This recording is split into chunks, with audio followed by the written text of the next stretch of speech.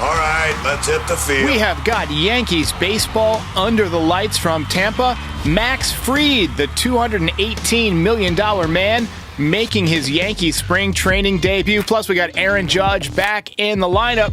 My recap, your reactions coming up next. This is Pinstripe Territory.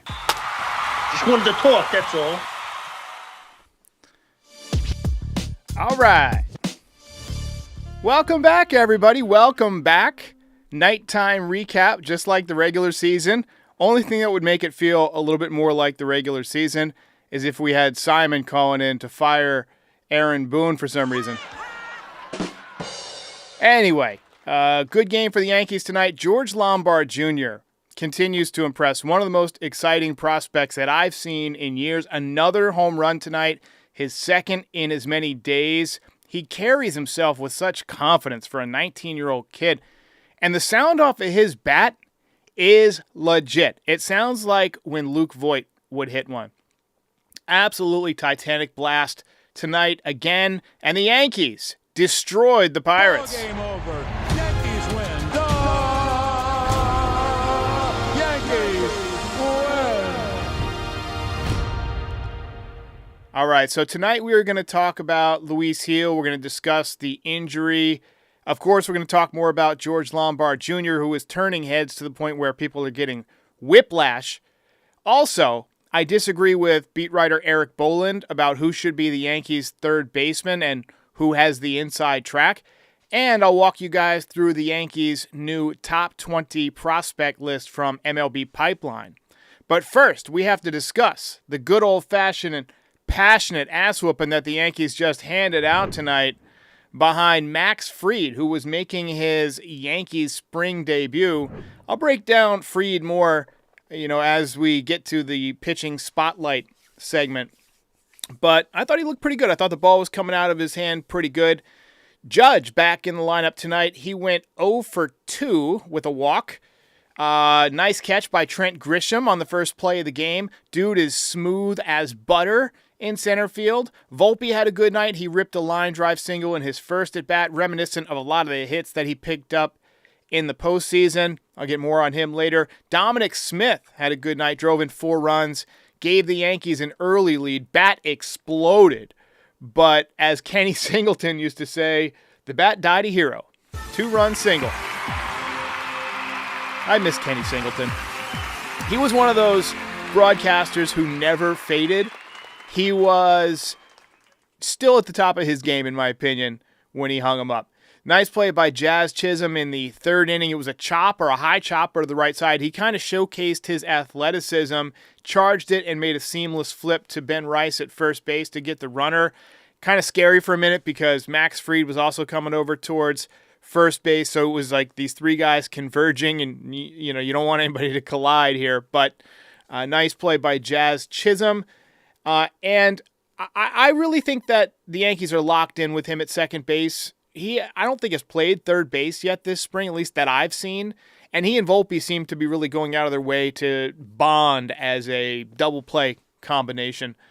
Beautiful piece of hitting by Cody Bellinger in the third inning. Inside out swing, hard line drive to left field. I've been watching his highlights all winter on Baseball Savant. I always tell you can click on the little dots in their spray chart and watch the individual hits.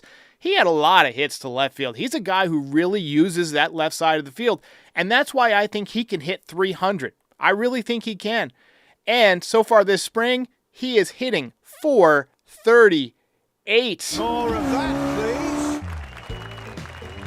please. So obviously seeing the ball very well so far. I'll take .438 from him this year. Let's do it. And an 1100 OPS. Anthony Volpe ripped another base hit, 2-run single through the left side in the 5th inning, second hit of the game. Hitting .188 this spring after that at bat, so maybe off to a slow start, but kind of rounding into form a little bit. He also dropped a pop-up, had a little flashback of Aaron Judge there. We got a call about it, too. A lot of people probably suffering a flashback there. Dom Smith had another bloop single to drive in runs 7 and 8. Didn't hit the ball hard tonight, but sometimes it's not how hard you hit it, it's where you hit it. We saw Carlos Carrasco tonight. veteran trying to work his way back as a depth piece for the Yankees. He's got a 1.93 ERA so far this spring, 4 walks in 2 2/3 innings. Not what you want, but no hits, no runs, and 2 strikeouts. George Lombard Jr. got into the game tonight, struck out in his first at-bat, but he did get a second at-bat, and he was not messing around. 2-run home run in the 8th inning, and you can really feel the hype growing around this kid. People keep saying, oh, he's years away because he's 19 years old. He's years away, 27, 28. And I get it, the Yankees like to take their time with minor leaguers, and sometimes they leave them in the minors too long, but it can be done. Melky Cabrera made the Yankees at 20. Jackson Chourio had a great year with the Brewers at 20. Jason Dominguez made his debut at 20 years old and tore the cover off the ball. I think if he continues to progress the way he's progressing, and just with his pure athletic ability, 2026, starting third baseman. That is my prediction right now for George Lombard Jr. The prodigal son, Andrew Velasquez from the Bronx, went deep. Oppo Boppo home run in the 8th inning. His first home run of the spring, right-handed. I forgot that he was a switch hitter. I always liked him, but I'm glad they brought him back. And the good news is that the Yankees hang on to win a nail-biter 12-3. They got 10 hits. They did make a couple of errors tonight. Let's talk about Max Fried. It was his Yankees debut this spring, wearing number 54. Everything that I've heard about him as a pitcher so far is that he is very similar to Garrett Cole in the way that he approaches pitching, right? The way he thinks about pitching. He's a studious guy. He is one of those guys who understands and embraces the modern technology that can help pitchers get the most out of their pitches. Spin rate, break, the wake or whatever it's called. He's a ground ball pitcher, which is going to make the left side of the infield important, which is why I'm going to talk more about that later. Volpe usually can pick it, had trouble with pop-ups tonight, but I want to know who's going to win that third base job, man. I like Fried's arm speed. I like his arm action. It's very whip-like. The fastball was touching mid-90s, 96 a couple of times, including a punch-out looking to end the first inning. He put a couple of runners on in the second. Soft single, hit by pitch, but got out of it with a big roundhouse curveball. They compared it to Clayton Kershaw and Barry Zito on the broadcast, and all due respect to Max Fried, I saw Clayton Kershaw's prime curveball. I saw Barry Zito's prime curveball. Fried is not in those categories. I mean, it's a good curveball, but it's not up there with those guys. He did throw a few cutters today. I thought he was overthrowing the cutter a little bit. It wasn't getting a ton of break, but it had some good pop to it. He got some weak swings on the changeups. He had a check swing on a changeup that resulted in a bounce out to first base. But, I thought he threw the ball well. He left a couple of runners on base. As we've seen this spring, guys tire out after a couple of innings. Third inning, it looked like he fatigued a little bit. They got him out of there. He left a couple of runners on. And then the guy who came in for him, Ryan Anderson, served up a 2-run home run. But 49 pitches, 31 of them strikes, topped out at 96.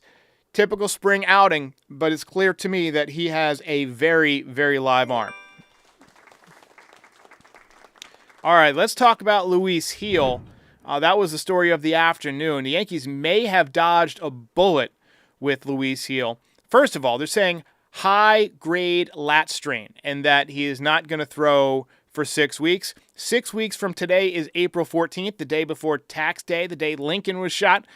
After that, you figure he's going to need another 4 to 6 weeks of building up, having an entire spring training wiped away. He's going to need to make those appearances. He's going to have to make a few rehab starts. He's probably going to throw in Tampa for a couple of weeks, flat ground, all that stuff.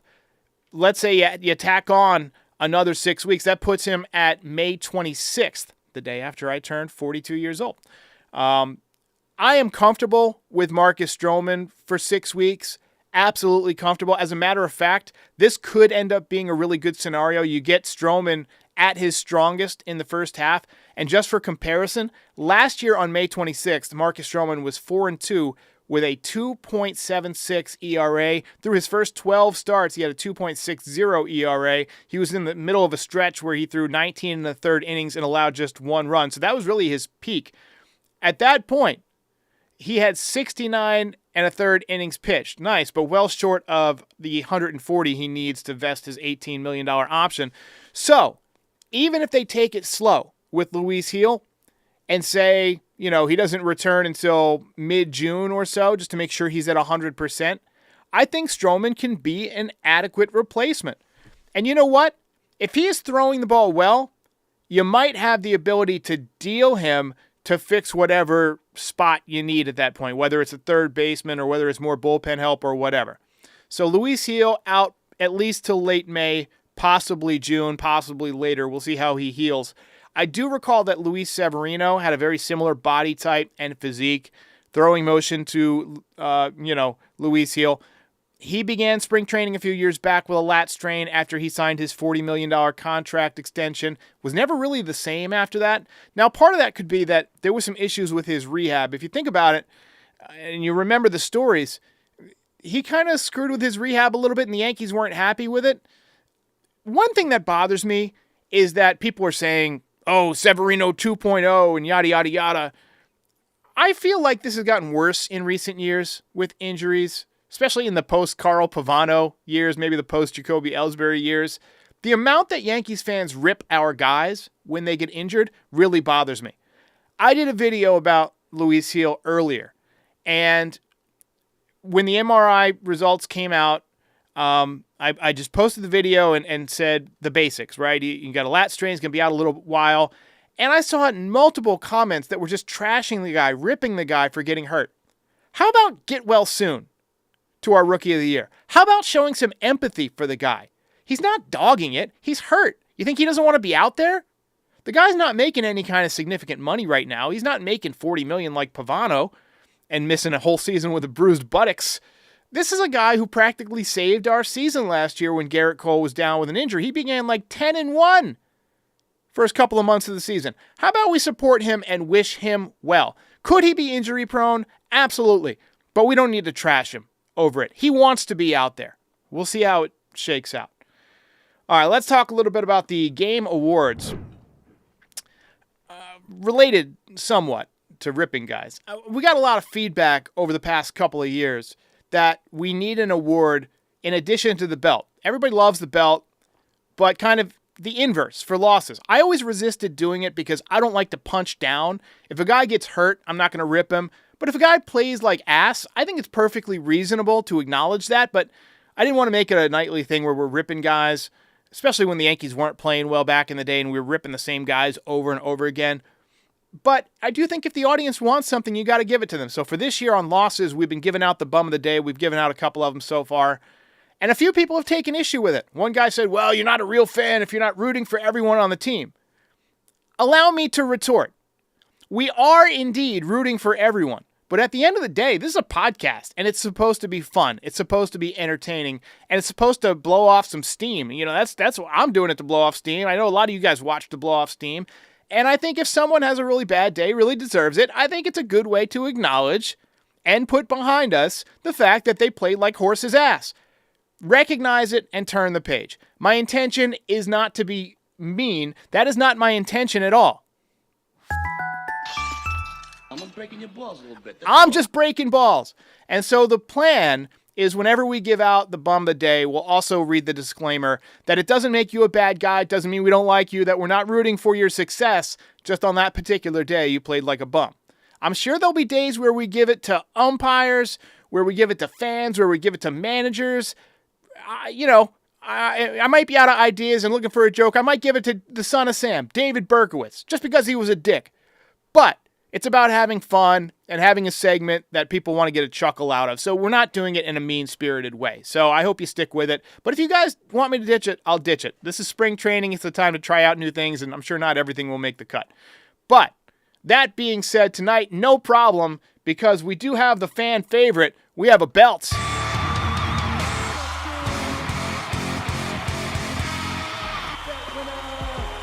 Belt tonight goes to Anthony Volpe. Multi-hit game, 2 RBIs, 2 stolen bases, 2 runs scored. He did drop a pop-up, but they still got an out on the play. He gets the belt. And he's tied with George Lombard Jr., who made a late case for his second belt in a row. Look, I enjoyed the Anthony Volpe that we got at the beginning of last season and in the postseason. The problem was June through September. What I want to see out of him this year is consistency. I want to see a full year of consistent baseball. Put it all together. He had 28 stolen bases last year. I think he gets over 30 this year.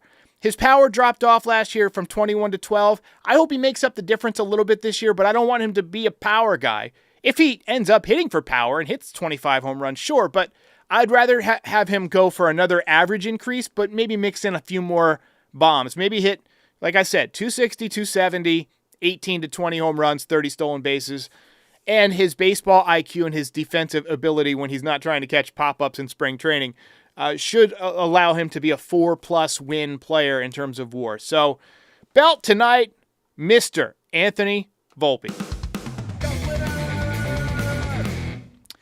All right, and now looking ahead at the third base job, and we're going to talk about some prospects. Yesterday I talked about the third base battle, and I said that barring a trade, Oswald Peraza would probably win the third base job, especially given how well he has played defensively. And then this morning I saw a tweet quoting Yankees beat writer Eric Boland, who said, again, barring a trade, that Oswaldo Cabrera has the inside track to play third base. Look, the thought is, and I can understand his viewpoint here, that Cabrera has more pop. He's had more success at the major league level as a hitter.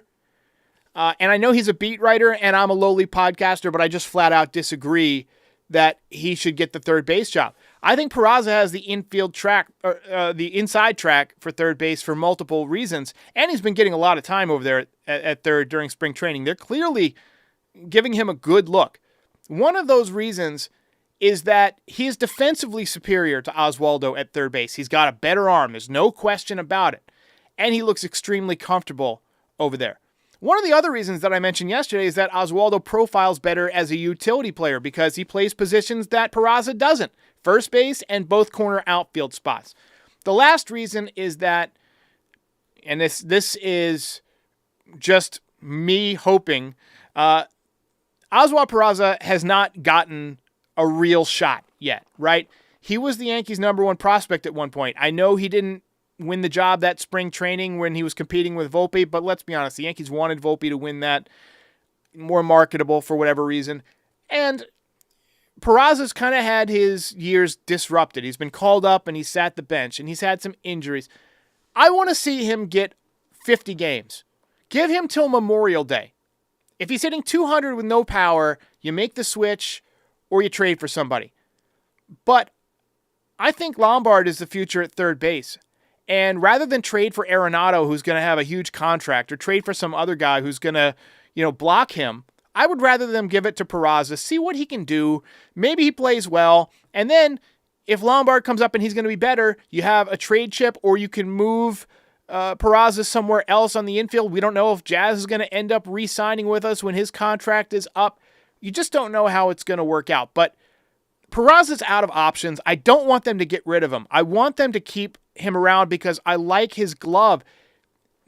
Having a left-handed pitcher who gets so many ground balls in Max Fried, he's going to get a ton of ground balls to third base. I want somebody over there who is smooth as silk, and Peraza is that guy.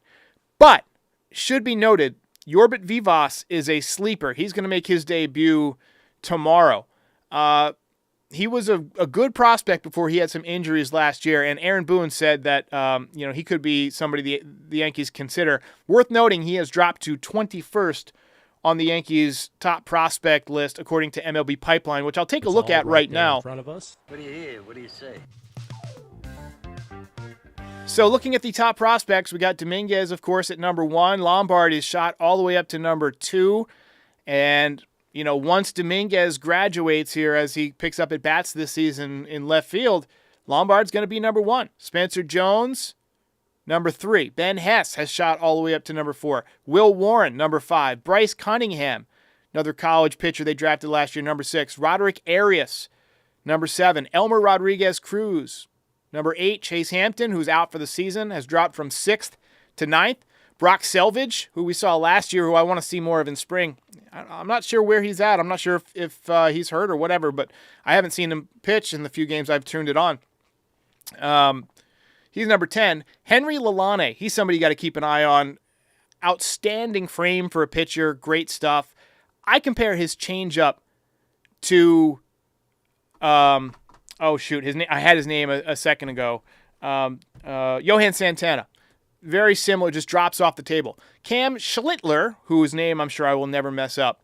Number 12, we saw him pitch the other day. Big frame, good fastball. Edglin Perez, catcher, age 19. Everson Pereira has dropped to 14th. He's out of the top 10, but he's looked good this spring. Manny Cedeno, Dominican youngster, shortstop, 16 years old, already the top 15 prospect. Cade Smith, age 23 season, right-handed pitcher. Rafael Flores, catcher and first baseman. He's in his age 24 season. Gage Zeal. When I think of the name Gage, I think of that creepy little kid from Pet Sematary. Carlos LaGrange. I'm from LaGrangeville in New York. And then Kyle Carr, 22 years old, right-handed pitcher. So that's where we're at with the top prospects according to MLB Pipeline. And as we had a call yesterday, we continue to churn out players despite not typically having a top-ranked farm. I think the Yankees do hype their prospects, but they hype the ones that they want to trade, and they keep the under-the-radar guys that end up making an impact. It's all right there in front of us. What do you hear? What do you say? All right, so quick word from the guys at Foul Territory about Arena Club, and then I'll be back in about 60 seconds with some of your reactions and with a few voicemails. Be back in 60 seconds. Oh, Todd Father. Remember the good old days when we would have the cards in the binders, but then they'd get all messed up and we're trying to sell online and it's just real clunky? They really actually weren't the good old days, were they? No, they were definitely not. But now there's a better way. The Arena Club has been dominant with this. You get to trade your cards, you could sell them. But the best part for me is getting them graded. I love everything about that. This new age of getting cards graded. You could display them on your online showroom, your mobile device. It's the coolest thing in the world. Whether you're buying, selling, trading, or displaying, Arena Club is the all-in-one trading card platform. You have to sign up for an account at arenaclub.com/foul. Just like Todd Father mentioned, there's a process that combines AI and human grading to get the job done. Right now, 20% off your first slab pack or card purchase by going to arenaclub.com/foul. Use code FOUL. That's arenaclub.com/foul. Code FOUL for 20% off your first purchase. What do you hear? What do you say? I used to collect baseball cards. My best one is a Don Mattingly rookie card. I've also got a Roger Maris and I got a Mickey Mantle card that my dad gave me that are on my shelf. But yeah, check out Arena Club. One quick note before we get to your voicemails. Oscars last night, lame. The movie that won Best Picture, Anora, legitimately one of the worst movies I've ever seen. All right, here we go. Hey, Derek. Frank from California. I just saw Anthony Volpe drop an easy fly ball in the fifth inning, 2 outs, 2 strikes. And it was a bad flashback. No, that didn't happen. It's sick. But I agree. Lombard for president. Lombard. Put him in there. Lombard for president. I like it.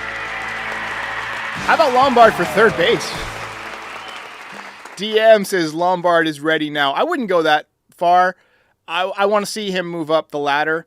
But we've seen guys just go crazy fast through the minor leagues in recent years. Hell, Juan Soto did it when he was with the Nats. Jackson Churio. I mean, it happens.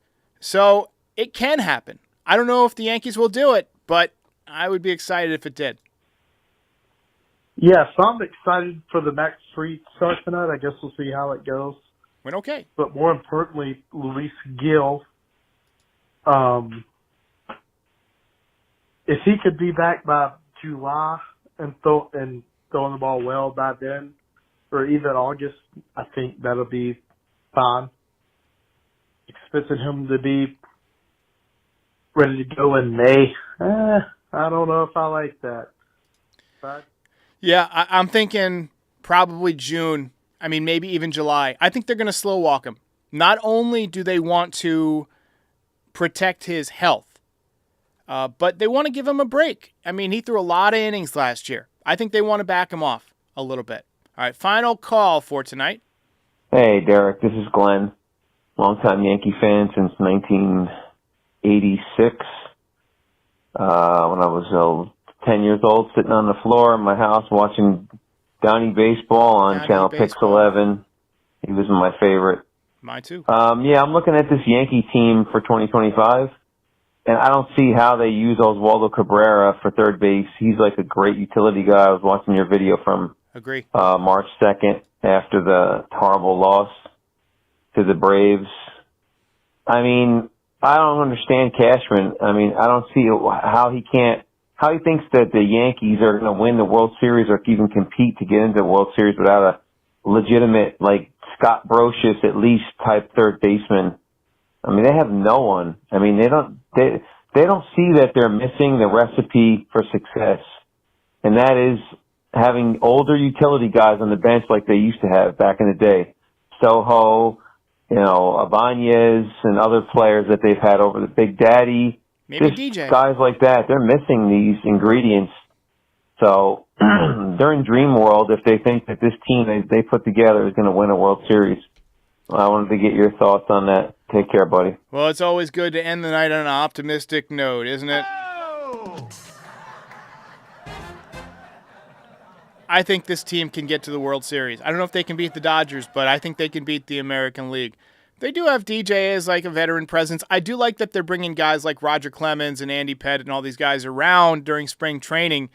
Jack Curry had a great comment. He basically said when Max Fried and Roger Clemens were talking, he said, I would love to listen to that conversation. You know that Max Fried is going to take nuggets away from that conversation throughout the year and go back to it. I mean, how many chances do you get to talk to a 7-time Cy Young Award winner about pitching? So, hey, look, Yankees win tonight. I'm feeling good about it. I'm going to do another postgame on Friday. We might do something before then, midweek. We'll see, depending on what happens. But it's hard not to be excited about George Lombard Jr. right now, and I'm really, really looking forward to this kid's development this year. Reminder to follow us on all your favorite podcast platforms and to go ahead and rate us 5 stars.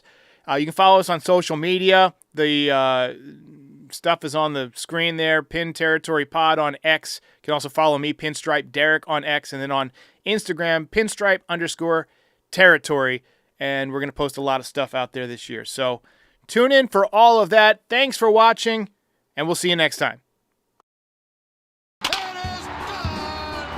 Hey, while I've got you here, be sure to like the video and subscribe to the channel.